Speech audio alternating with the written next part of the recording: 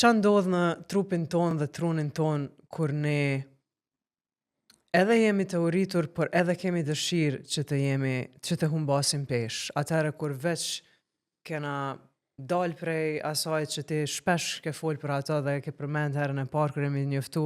lakorja gausit është diçka që aplikohet në të gjitha sferat e jetës dhe sot ne jemi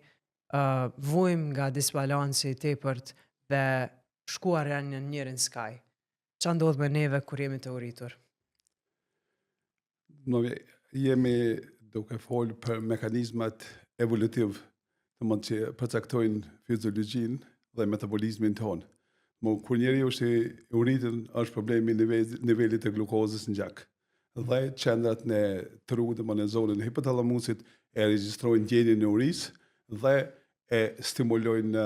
komplet sistemin autonom vegetativ të fillu prej hipofizës, pastaj lukthit, stomakut, pastaj pankrasit, melqis, kështu që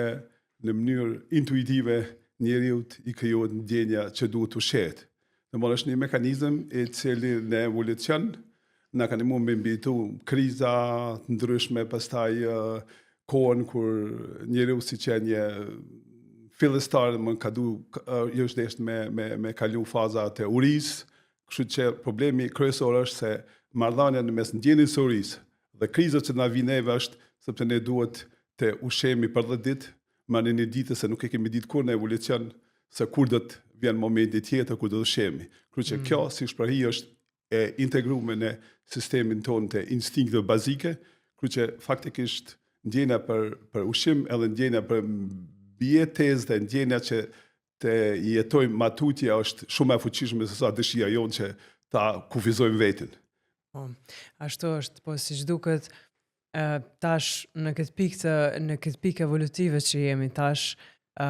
duket që kemi shku në ekstremin tjetër, në skajin tjetër ku për shkak se kemi shumë bollshmëri të gjithë shkafit, nuk po jemi në gjendje vetë të manipulojmë me atë bollëk që kemi dhe për me i plotësu shumë mungesa, ndoshta edhe psikologjike, edhe shpirtërore, edhe ato që mjedisore që ndikojnë në neve, ne jemi të hangër ma shumë.